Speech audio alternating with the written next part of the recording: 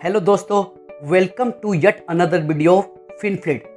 दोस्तों, आज के इस वीडियो में हम एसबीआई के एक ऐसे फंड के बारे में बात करेंगे और देखेंगे कि आने वाले समय में अगर हम इस फंड में एक लमसम अमाउंट इन्वेस्ट करते हैं तो हमें डिफरेंट टाइम हॉरिजन पे कितना रिटर्न देखने को मिलेगा।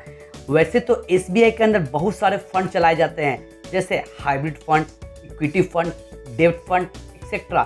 तो आज के इस वीडियो में हम एसबीआई इक्विटी हाइब्रिड फंड के बारे में बात करेंगे। वीडियो में आगे बढ़ने से पहले सबसे पहले जान लेते हैं आखिर इक्विटी हाइब्रिड फंड होता क्या है।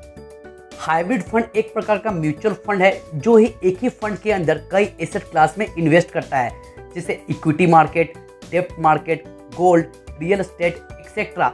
अलग अलग क्लास में इन्वेस्टमेंट के कारण हमें पोर्टफोलियो डाइवर्सिफिकेशन मिलता है और इससे रिस्क भी कम हो जाता है। इस म्यूचुअल फंड के अगर पास्ट रिटर्न पर नजर डालें तो पिछले एक साल का रिटर्न 16.01% है, वहीं पिछले 3 साल का रिटर्न 14.5% है और पिछले 5 साल का रिटर्न 12.8% है। और जब से ये म्यूचुअल फंड लॉन्च हुआ है तब से ये म्यूचुअल फंड अपने इन्वेस्टर को 15.52% का रिटर्न दे चुका है। इन सभी बातों को हम एक कैलकुलेटर समझते हैं। फॉर एग्जाम्पल, अगर हम इस स्कीम में 1 लाख रुपए एक बार में लमसम अमाउंट इन्वेस्ट करते हैं और हम यहाँ पे रिटर्न 15% कंसीडर करते हैं, जो कि इस म्यूचुअल फंड ने दिया भी है, और हम अपने इन्वेस्टमेंट को 5 सालों के लिए कंटिन्यू करते हैं, तो हमें मेच्योरिटी पर मिलेगा 2,01,135 रुपया। वहीं अगर हम इस स्कीम में 1 लाख रुपया इन्वेस्ट करते हैं 10 सालों के लिए, तो हमें मेच्योरिटी पे 4,04,555 रुपया देखने को मिलेगा। वहीं अगर हम 1 लाख रुपया अपने इन्वेस्टमेंट को 15 सालों के लिए कंटिन्यू करते हैं तो 15 सालों के बाद हमें मिलेगा 8,13,706 रुपया। अगर हम 1 लाख रुपया 20 सालों के लिए इन्वेस्ट करते हैं इस म्यूचुअल फंड में, तो हमें मेच्योरिटी पर 20 सालों के बाद 16,36,653 रुपया मिलेगा। अगर हम इस स्कीम में 1 लाख रुपया 25 सालों के लिए इन्वेस्ट करते हैं तो हमें 25 साल के बाद मेच्योरिटी पे 32,91,895 रुपया देखने को मिल जाएगा। वहीं अगर हम इस स्कीम में 1 लाख रुपया को 30 सालों के लिए इन्वेस्ट करते हैं तो 30 सालों के बाद मेच्योरिटी पे हमें 66,21,000 रुपया मिलेगा। वहीं अगर हम इस स्कीम में अपनी इन्वेस्टमेंट को 1 लाख रुपया से बढ़ाकर 1.5 लाख रुपया कर देते हैं और हम अपनी इन्वेस्टमेंट को 30 सालों के लिए कंटिन्यू करते हैं, तो 30 सालों के बाद हमें मेच्योरिटी पे 99,31,765 रुपया देखने को मिल जाएगा। अब जानते हैं इस म्यूचुअल फंड के बारे में थोड़ा सा और डिटेल में। इस म्यूचुअल फंड को 31 दिसंबर 1995 को लॉन्च किया गया था। वहीं इस म्यूचुअल फंड की करंट एनएवी की बात करें तो 210 रुपया से लेकर 215 रुपये के बीच में है। वहीं इस म्यूचुअल फंड की फंड साइज की बात करें तो फंड साइज है 50,933 करोड़ रुपया, यानी कि इतने लोगों ने इस म्यूचुअल फंड स्कीम में इन्वेस्ट कर रखा है। हम इस म्यूचुअल फंड स्कीम में 2 तरीके से इन्वेस्टमेंट कर सकते हैं। पहला है एसआईपी के थ्रू, सेकंड है लमसम के थ्रू।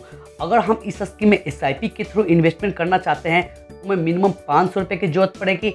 वहीं अगर हम इस स्कीम में लमसम अमाउंट इन्वेस्ट करना चाहते हैं तो हमें इस स्कीम में 1,000 रुपये मिनिमम की आवश्यकता पड़ेगी। वहीं इस स्कीम में मैक्सिमम एसआईपी और मैक्सिमम लमसम अमाउंट इन्वेस्ट करने की कोई भी लिमिट नहीं रखी गई है। यह म्यूचुअल फंड अपने इन्वेस्टर का 71.41% इक्विटी मार्केट में इन्वेस्ट करती है, 19% डेब्ट मार्केट में और 9.6% कैश एंड अदर फॉर्म में अपने पास रखती है। इस म्यूचुअल फंड को रेटिंग वेबसाइट क्रिसल ने भी 4 स्टार रेटिंग दिया है। वहीं इस म्यूचुअल फंड की एक्सपेंस रेशियो की बात करें तो है 0.84%। एक्सपेंस रेशियो किसी भी म्यूचुअल फंड की फंड मैनेजर की फीस होती है। वहीं इस म्यूचुअल फंड की अगर एग्जिट लोड की बात करें तो है 1%। अगर हम इस म्यूचुअल फंड में इन्वेस्ट करने के 1 साल के भीतर अगर रिडीम कर लेते हैं तो हमें 1% का एग्जिट लोड देना पड़ेगा। अब जानते हैं इस म्यूचुअल फंड के टैक्स बेनिफिट के बारे में। अगर हम इस म्यूचुअल फंड के टैक्स बेनिफिट के बारे में बात करें तो हमें शॉर्ट टर्म कैपिटल गेन पे हमें 15% टैक्स देना पड़ेगा। वहीं हमें लॉन्ग टर्म कैपिटल गेन होने पे 10% का टैक्स देना पड़ेगा। लेकिन इसका एक कंडीशन है, लॉन्ग टर्म कैपिटल गेन पर टैक्स तभी लगेगा जब हमारा प्रॉफिट 1 लाख रुपया से ऊपर होगा। तो आज के इस वीडियो में आपने जाना एसबीआई इक्विटी हाइब्रिड फंड के बारे में। अगर आप इस म्यूचुअल फंड में इन्वेस्ट करना चाहते हैं तो आप इस म्यूचुअल फंड के बारे में और अधिक जानकारी ले सकते हैं और इन्वेस्ट करने से पहले अपने फाइनेंशियल एडवाइजर की सलाह जरूर लें। ये वीडियो सिर्फ एजुकेशन पर्पस के लिए बनाई गई है। हमारा उद्देश्य किसी म्यूचुअल फंड स्कीम को खरीदने या बेचने की सलाह देने का नहीं है। अगर आपको ये वीडियो पसंद आया हो तो प्लीज़ हमारे चैनल को लाइक करें, शेयर करें और सब्सक्राइब करें। मिलते हैं इन्वेस्टमेंट की ऐसी नई वीडियो में।